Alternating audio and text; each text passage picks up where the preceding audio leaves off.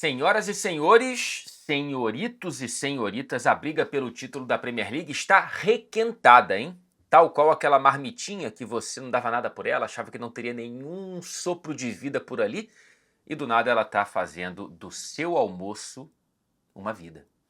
Cara, são 4 pontos de diferença nesse momento entre o líder Arsenal e o vice-líder Manchester City. Faltam 12 rodadas, 36 pontos em disputa, tem muita água para passar debaixo dessa ponte. Independentemente do campeão, o que para o espectador neutro, e eu me coloco nessa posição também, é mais legal, evidentemente, em qualquer competição, especialmente em pontos corridos, né, é que você tenha uma briga de fato pelo título, que você tenha algo quente até o fim, ponto a ponto. Eu prefiro muito mais títulos como os do Manchester City de 1 ponto de diferença para o Liverpool do que, para usar o exemplo do próprio City, aquela campanha de 100 pontos, né? É muito mais legal acompanhar uma briga de fato pelo título e a gente já está, né, com isso desenhado, pelo menos para as próximas rodadas. Está muito difícil projetar qualquer coisa. Na parte final do vídeo eu vou tentar brincar aqui com exercício de projeção de curto, médio prazos. Está muito difícil porque eu ainda não sei o quão confiável é esse Manchester City dentro do próprio padrão e também não sei o quanto que dá para confiar no Arsenal na parte mais aguda da temporada, e a gente está chegando nela, evidentemente. Vamos em ordem cronológica, portanto, começando pela quarta-feira, quando o Manchester City recebeu o Fulham no Etihad Stadium e deu supapos, né? 3-0 no primeiro tempo.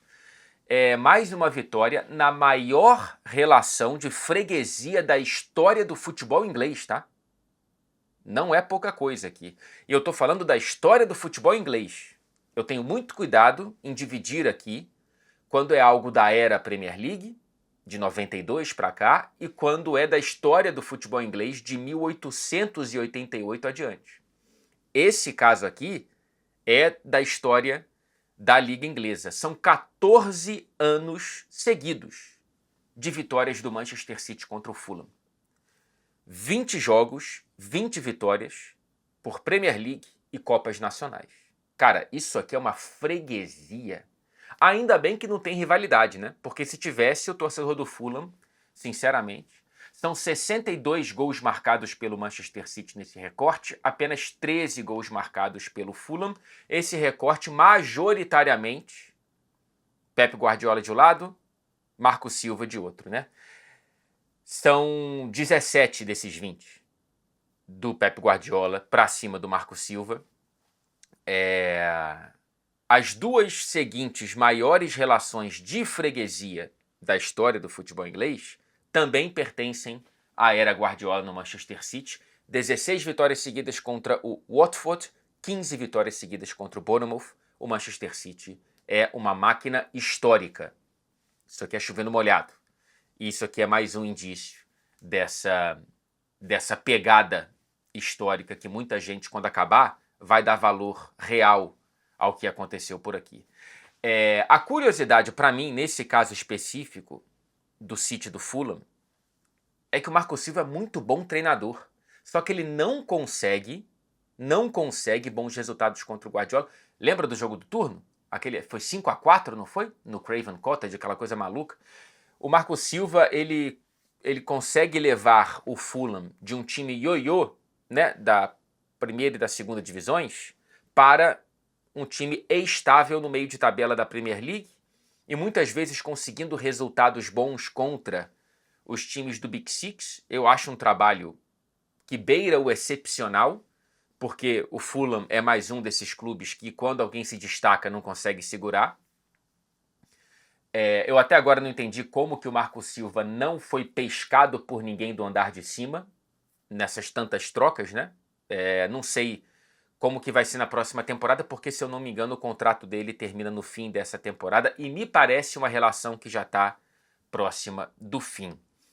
E o interessante do Marco Silva é que ele tem um perfil que também propõe jogo. Ele não é só aquele treinador reativo que, quando vai para o andar de cima, não consegue propor. Pois bem, 3-0 para o Manchester City no primeiro tempo com gols de Semenyo, Nico O'Reilly e Erling Haaland. Primeiro, falando da contratação zaça de Antoine Semenyo, né, cara? Mais gol, mais assistência. São 8 jogos pelo City com 5 gols marcados e 2 assistências. O Semenyo é uma contratação que cai como uma luva nesse time do Pep Guardiola e talvez por conta... Na verdade, não. Ele não cai como uma luva, porque você cai como uma luva numa mão que já estava ali. A luva do Semenyo fez a mão do Manchester City mudar um pouquinho, tá? Pelo menos eu acho que é muito por conta do Semenyo e não somente, também tem a ver com o retorno do Aït-Nouri da Copa Africana de Nações e o reencaixe do Nico O'Reilly saindo do improviso, lembremos, da lateral esquerda para voltar para o meio campo. Na base ele era 10 e ele está sendo mais um meia esquerda nesse novo sistema de jogo do Pep Guardiola que, vamos lá, né? O Pep Guardiola está resgatando, não é só o Pep Guardiola, eu sei, mas para a realidade, né, dos principais clubes da Inglaterra, não tem ninguém jogando no que o Manchester City já está jogando há algumas rodadas. Eu queria ter falado sobre isso aqui antes, mas outras coisas vieram à frente. Num 4-4-2. O Manchester City está jogando num 4-4-2 com Semenyo e Haaland como dupla de ataque. E aí o Nico O'Reilly na esquerda, na meia esquerda com o Aït-Nouri na lateral esquerda, Bernardo Silva, como sempre, ali no centro do campo. Na ponta direita, na meia direita, olha só o vício da linguagem do 4-3-3, né? Na meia direita ainda não tem dono naquela posição, né? O Cherki, mais uma vez, foi banco de reservas. O Foden jogou dessa vez por ali. E o Rodri, né? Fazendo esse meio campo com o Bernardo Silva. Eu tô interessado para ver se é uma solução para esse recortezinho da temporada ou se realmente o Manchester City vai jogar assim, majoritariamente, até o fim das competições. O que eu ia falar? O que é que... o Marmoush, veja só. O Marmoush entra no lugar do Haaland no intervalo, não consegue fazer muita coisa, mas o meu ponto é, por que não testou isso antes, já que o Marmoush é um cara meio sem posição do esquema anterior do Manchester City? Eu acho que ele seria um escudeiro formidável para o Erling Haaland. É claro que agora você tem o Semenyo, mas a depender do jogo, você pode jogar o Semenyo para uma das pontas no meio e ter uma dupla de ataques com Marmoush e Haaland. Eu gostaria muito de ver esses dois juntos ali, sem ser o Marmoush na ponta. O Marmoush na ponta não funciona. O Marmoush como 10 no 4-2-3-1 também não funciona. Eu gostaria muito de ver, portanto, o Marmoush utilizado do lado do Erling Haaland, que chega a 22 gols na Premier League. Bonito gol, né? Bonito gol de finalização, raciocínio rápido. O Haaland se associou bem com os companheiros também fora da área. É o tipo de jogador que quando acerta 3 passes a gente fica uau! Porque é questão de características, né? E a característica mais mortal dele foi esse gol que não precisou de 2 segundos para ele conseguir colocar a bola no fundo das redes. São 41 gols em 42 jogos por clube e seleção na temporada. Quem fala 42 em 42 está contando o gol contra a Finlândia no amistoso. Eu não vou contar amistoso. Retorno ao normal, portanto, do Haaland. 2 jogos seguidos marcando depois de 2 gols em 12 jogos. Foi um período esquisito, realmente. Só que ele sai com dores no intervalo e eu estou curioso para saber se temos uma preocupação maior ou não com o Erling Haaland. Ele não deve jogar a FA Cup. Esse fim de semana é de FA Cup, né? É de Copa da Inglaterra. O City recebe o Salford, que teve um atropelo de 9-0, não teve? Na temporada passada? Pois bem, estarei nesse jogo, inclusive, pelos hermanos da TNT Sport México. Mas o Haaland, então, como ele não vai jogar, provavelmente, esse jogo, são 9 dias de descanso até a próxima rodada da Premier League, já que nesse fim de semana é a FA Cup, no meio de semana temos os playoffs da Liga dos Campeões e das outras competições europeias, e aí o City só volta a campo no fim de semana seguinte. Já eu projeto, tá? Um ponto rápido aqui sobre Donnarumma.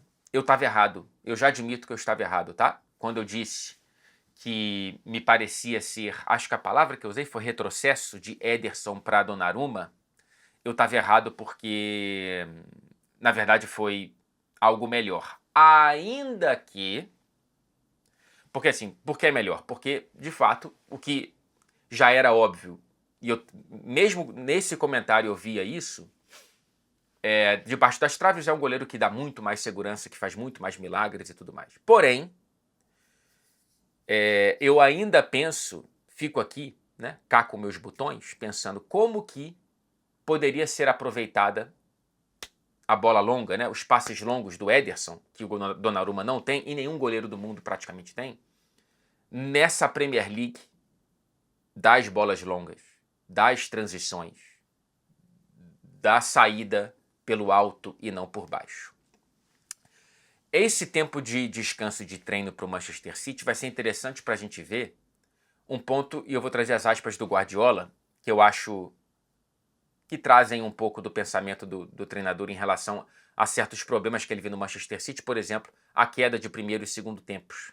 Aconteceu de novo, né? 3-0 no primeiro tempo, tudo bem que, né, no segundo tempo você não precisa fazer 6, mas o City, mais uma vez a defesa, desde o primeiro tempo, dando espaços exagerados. Pois bem, abre aspas.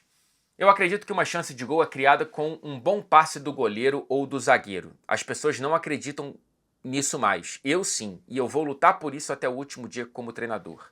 Mesmo agora, com a marcação homem a homem no campo todo, com o jogo mais direto, com mais transições, eu acredito nisso. Os espaços ainda existem e um bom passe é um bom passe.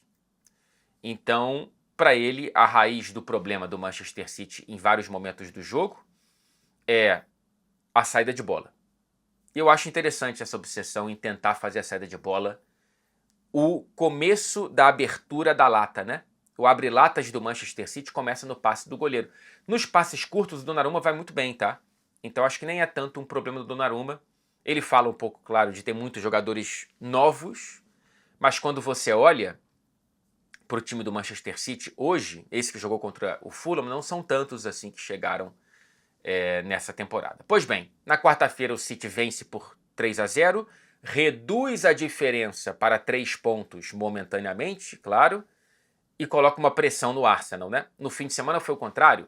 O Arsenal abriu 9 pontos no sábado, vencendo o Sunderland, e o City visitou o Liverpool em Anfield e conseguiu voltar para os 6. Agora foi a vez do Arsenal visitar o Brentford e sofrer. Brentford 1, Arsenal 1.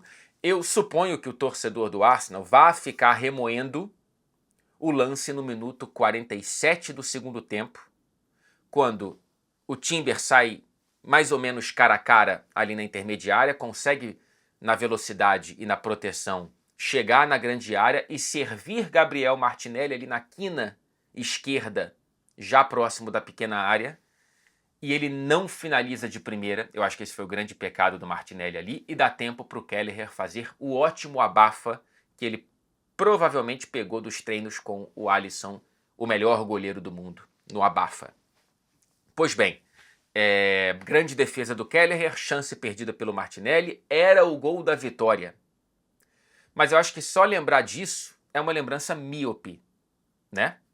Porque pouco antes, Igor Thiago fuzilou por cima do gol, na quina direita da pequena área do Arsenal, a quarta chance que ele teve na partida, tá? Não foram chances claras, mas foram chances.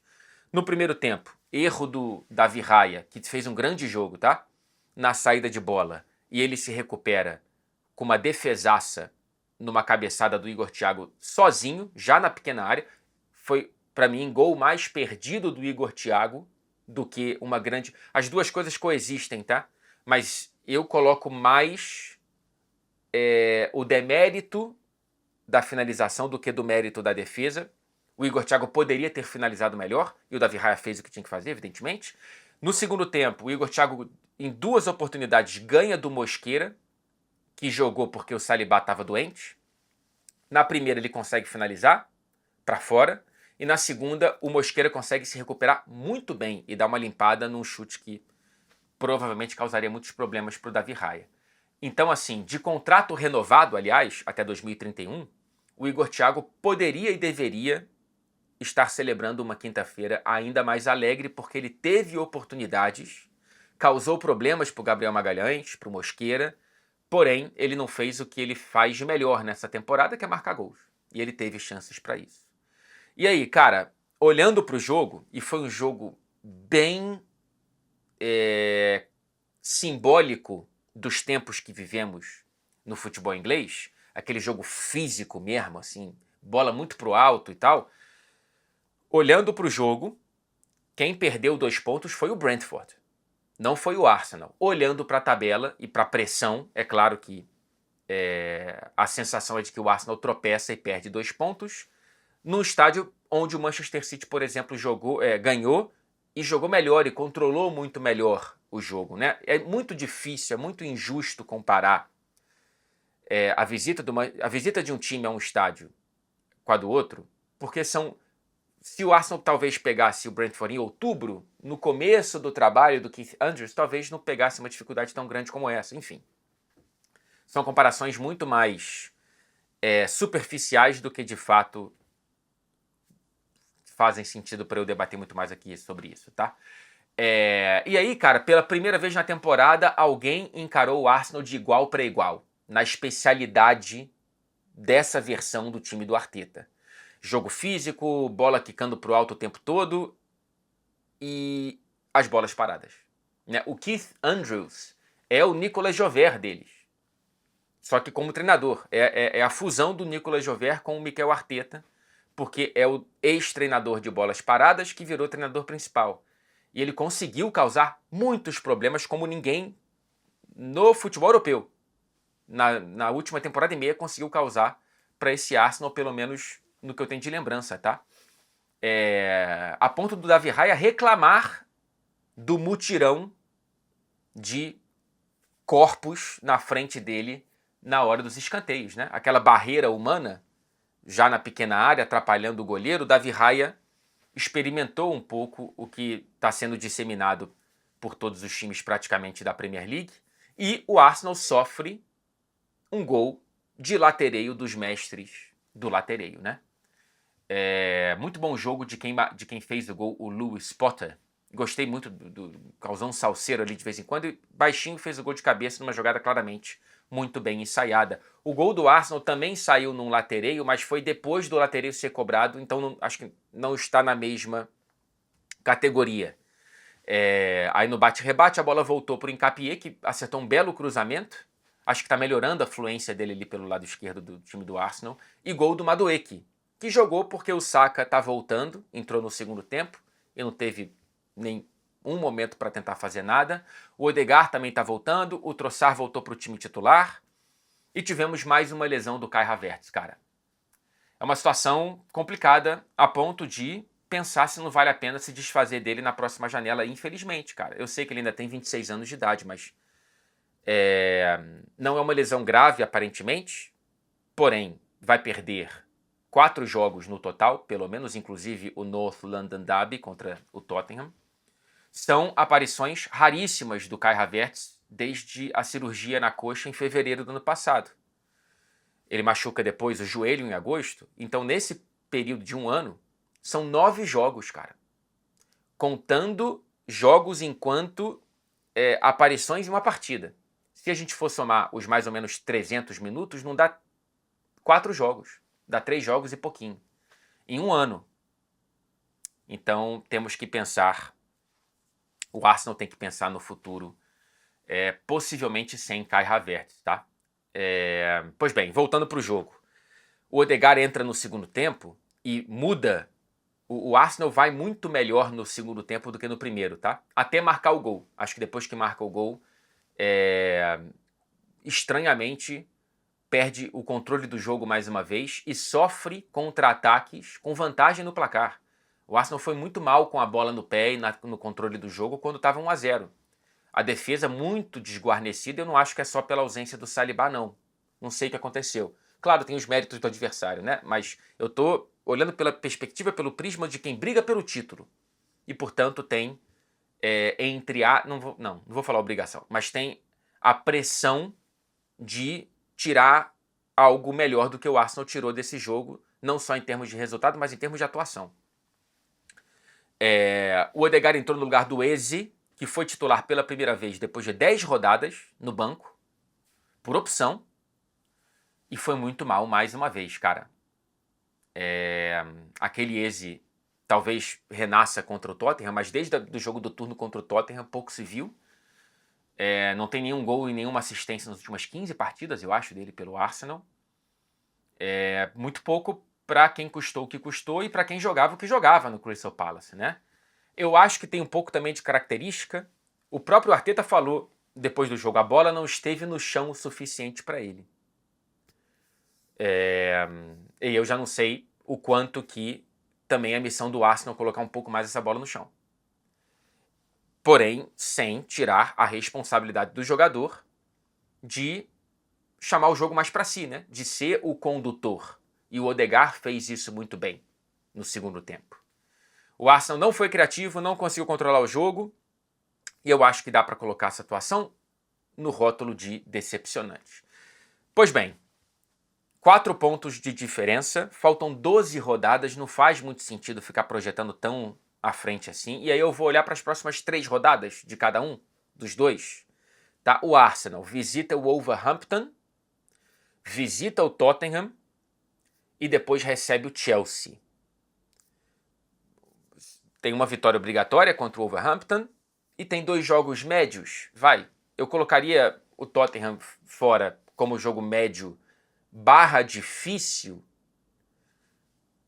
não só por ser um clássico, mas por ser um Tottenham sem o Thomas Frank. Talvez esse fato novo aí de ter um novo treinador ou alguém tampão, ou só de não ter o Thomas Frank, possa causar um pouco mais de problemas para o Arsenal, porque a torcida vai estar comprando um pouco mais a ideia do time, e talvez o time jogue um pouco melhor. Não sei, depende muito, já falei aqui do Thomas Frank e de como o Tottenham está difícil montar 11 iniciais com tantas lesões. Pois bem, e o Chelsea eu acho que dá para considerar médio, de média dificuldade, porque é no Emirates Stadium, né? E o Arsenal vem de 2 vitórias contra o Chelsea na Copa da Liga Inglesa. O Manchester City recebe o Newcastle, visita o Leeds United e recebe o Nottingham Forest. Nas próximas 3 rodadas, o Manchester City tem jogos mais simples, em teoria, do que o Arsenal. O Leeds, fora de casa, é o único que dá para colocar como médio. O Arsenal acabou de atropelar por 4-0, né? Vamos ver o que o Manchester City consegue fazer em Ellen Road. Mas o Newcastle em casa e o Forest em casa são vitórias obrigatórias. Então, temos na próxima rodada um visita o Wolverhampton, outro recebe o Newcastle. O normal é muito difícil projetar porque a defesa do City não está muito confiável. Agora o Arsenal, que parece um pouco esquisitinho, mas talvez tenha sido algo muito pontual contra o Brentford. Jogo muito físico e incomodou o Arsenal no próprio território. Mas normal, 3 pontos para cada um. E aí, um visita o Leeds, outro visita o Tottenham. Aí já não sei muito bem como prever. E depois um recebe o Chelsea e outro recebe o Nottingham Forest. Vamos ver, depois dessas 2, 3 rodadas, como estará a diferença e essa briga pelo título, se estará ainda mais quente ou estará como aquela marmita fria no balcão da sua cozinha. Até o próximo vídeo.